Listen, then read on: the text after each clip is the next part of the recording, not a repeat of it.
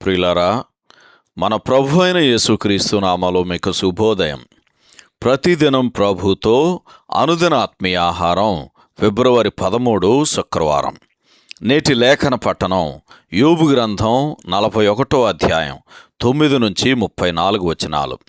నేటి మన ధ్యాన లేఖనం యోబు గ్రంథం 41వ అధ్యాయం 33-34 వచనాలు.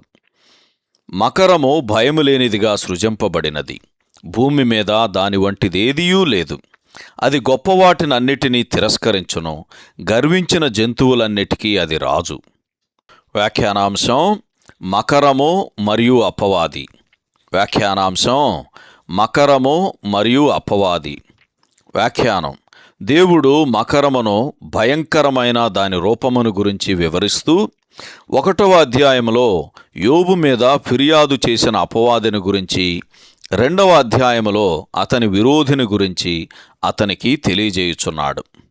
ఒక పోరాట యోధుడు తన శత్రువును తక్కువగా అంచనా వేయకుండానట్లు ముందుగా తన శత్రువు గురించి బాగుగా తెలుసుకోవాలి అని యోబు గ్రంథం 41వ అధ్యాయం 12వ వచనంలో మనం చదువుతాం. సాతానుడు సిలువలో ఓడింపబడినను ఇంకా తన కార్యములు జరిగించుచున్నాడు. అటువంటి సాతాను యొక్క శక్తిని ప్రతి విశ్వాసి తప్పక తెలుసుకొని ఉండాలి. కొరింథీయులకు రాసిన 2వ పత్రిక 2వ అధ్యాయము 11వ వచనంలో రాయబడినట్లు, సాతాను తంత్రములను మనము ఎరుగని వారముగా ఉండరాదు. ఈ సందర్భములో వాని గుణలక్షణాలను మనం పరిశీలిద్దాం. యోబు గ్రంథం 41వ అధ్యాయం 13వ వచనంలో రాయబడినట్లు వాని 2 దవడలు, అలాగే 24వ వచనంలో రాయబడినట్లు వాని గుండె రాతివలే గట్టిగానున్నవి. ఎందుకనగా వాడు దేవుని ప్రేమను ఏమాత్రమూ ఎరుగనివాడు. ఈ సందర్భములో పేతురు రాసిన మొదటి పత్రిక 5వ అధ్యాయము 8వ వచనం చదివి వీటితో పోల్చి చూడండి. మానవుడు వాని మీద ఎంత బలము ప్రయోగించినా వానిని ఏమీ చేయజాలడు అని 26-29 వచనాలు చదివితే మనకు అర్థమవుతుంది. సాతానుడు మరణమనే తన ఆయుధమును చూపి ఎంతటి బలిష్ఠులనైనను జయించి వారిలో భయము కలుగజేస్తాడు. 25వ వచనం చదవండి. సాతాను అబద్ధికుడు, వంచకుడు.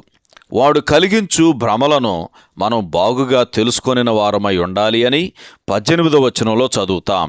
అలాగే యోహాను సువార్త 8వ అధ్యాయము 44వ వచనం, కొరింథీయులకు రాసిన 2వ పత్రిక 11వ అధ్యాయం 14వ వచనం చదివితే మనకు అర్థమవుతుంది. సాతానుడు తన ఆకర్షణలను మంచి ఆహారంగా కనుపరిచి, అనగా నేటి ధ్యాన లేఖన భాగములో కాగు అని రాయబడింది. అవే దుష్టత్వమునకు పరిష్కారముగా చూపి మానవ ఉద్రేకాలతో మసలుచున్న మహాసముద్రము వంటి లోకములోనికి మనుష్యుల ఆత్మలను ఈడ్చుకొని పోవుచున్నాడు. అజ్ఞానులైన వారికి జ్ఞానము, అనుభవము ఎరవేసి వారిని ప్రకాశించుచున్న తన మార్గపు అగాధములోనికి లాగివేసి ముంచివేస్తున్నాడు అని 31-32 వచనాల్లో చదువుతాం.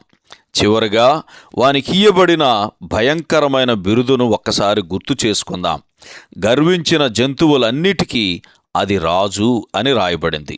ఈ సందర్భంలో తిమోతికి రాసిన మొదటి పత్రిక 3వ అధ్యాయము 6వ వచనం కూడా చదవండి. సహోదరుడు జాన్ కోక్లన్ శుభములతో వందనాలు.